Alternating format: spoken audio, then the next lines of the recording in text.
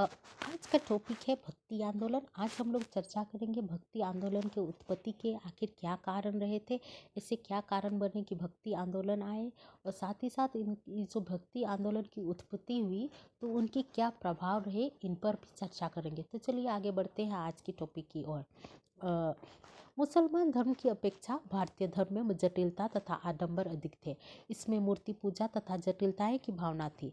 मुसलमान इसका विरोध करके एकेश्वरवाद पर जोर दिया। भारतीय संतों और विद्वानों पर इसका प्रभाव पड़ा।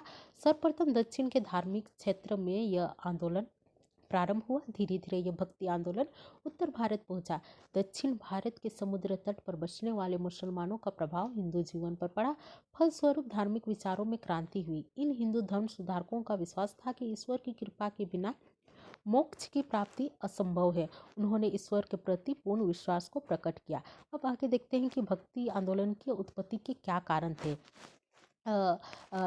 उसका पहला पॉइंट के रूप में हम लोग देख सकते हैं क्रियात्मक शक्ति के नियोजन की आवश्यकता। यानी कि मनुष्य कर्मयुक्त प्राणी है, वो अपनी शक्ति को किसी न किसी उपयोगी कार्य में लगाना चाहता है। पराधीनता में फंस जाने के कारण हिंदू लोगों का कर्म प्रिय जीवन नष्ट हो गया था। उन्हें अपनी क्रियात्मक शक्ति के उपयोग करने का अवसर नहीं मिला। परिणाम स्वरूप वह उसे ईश्वर के भजन में लगा दिया। और दूसरा पॉइंट के रूप में हम लोग देख सकते हैं जैसे हिंदू धर्म के दोष। उस युग में हिंदू लोग आडंबर युक्त जीवन व्यतीत कर रहे थे। उनके धर्म में अनेक दोष थे, आ गए थे। उनके कर्म धार्मिक सुधारों ने इस दोषों से मुक्ति के उपाय जनसाधारण को बताया। तीसरा पॉइंट के रूप में देख सकते हैं कि पराधीनता का विस्मरण। हिंदू लोग भक्ति के मार्ग में चलकर पराधीनता को भुला देना चाहते थे। उनका विश्वास था मोक्ष की प्राप्ति के लिए दया एवं भक्ति आवश्यक है। आगे पॉइंट के रूप में देख सकते हैं सूफी संप्रदाय का विस्तार। दिल्ली सल्तनत के विस्तार के साथ सूफी मत का व्यापक विस्तार हुआ। सूफी महात्मा ईश्वर भक्ति की ओर उन्मुख हो गए।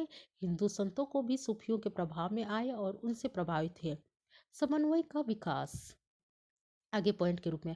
बहुत समय तक हिंदू मुसलमान साथ रहे थे। दोनों जातियों में एक दूसरे के लिए ईर्ष्या एवं द्वेष का परिचय देते थे। उन दोनों जातियों ने समझा कि सद्भावना का जन्म आवश्यक है। आगे पॉइंट के रूप में देख सकते हैं कि भक्ति के सामान्य सिद्धांत। रामानंद चैतन्य, गुरु नानक, कबीर जो है, वल्लभाचार्य आदि ने भक्ति मार्ग का प्रतिपादन किया था। यद्यपि सभी संतों के सिद्धांतों एवं शिक्षाओं में पर्याप्त मतभेद थे, परंतु कुछ ऐसी मूलभूत बातें थी जिनको सभी भक्त स्वीकार करते थे। ये सिद्धांत स्वीकारात्मक और नकारात्मक दोनों थे। स्वीकारात्मक सिद्धांत में ईश्वर की एकता। भक्ति आंदोलन के सभी दिग्गज इस बात पे विश्वास रखते थे कि ईश्वर एक है। उन्होंने ईश्वर की एकता में विश्वास प्रकट किया। यद्यपि लोग विभिन्न देवी देवता की पूजा करते थे, लेकिन भक्तों ने एक ही ईश्वर का दर्शन किया और ईश्वर के प्रति अपार प्रेम। सभी भक्तों ने ईश्वर के प्रेम पर बल दिया। उनका विश्वास था कि मोक्ष की प्राप्ति भक्ति एवं ज्ञान से होती है, जो ईश्वर के प्रति अपार प्रेम से संभव है। स्वच्छ हृदय। सभी संतों को विश्वास था कि स्वच्छ हृदय से ईश्वर की प्राप्ति होती है। वो भक्ति जिसका हृदय कुलसित है, ईश्वर को प्राप्त नहीं कर सकता है। और आत्मसमर्पण।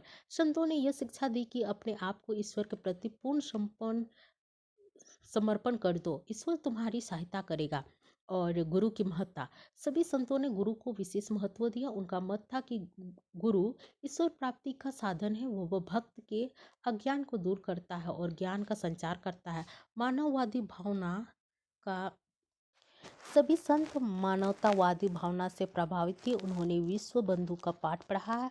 उनका मत था कि समस्त जीव एक ही परमात्मा के अंग है। सभी जीवों में एक ही आत्मा निवास करती है। अब उनके नकारात्मक सिद्धांत को देख लेते हैं। नकारात्मक सिद्धांत में थे कि सामाजिक कुरीतियों पर प्रहार। तत्कालीन समाज में अत्यधिक कुरीतियां एवं भ्रमपूर्ण भावनाएं विद्यमान थी। सभी संतों सामाजिक कुरीतियों की आलोचना की और उनका विरोध करके ईश्वर की भक्ति पर बल दिया और जाति तथा वर्ग भेद में विश्वास नहीं था उन्हें।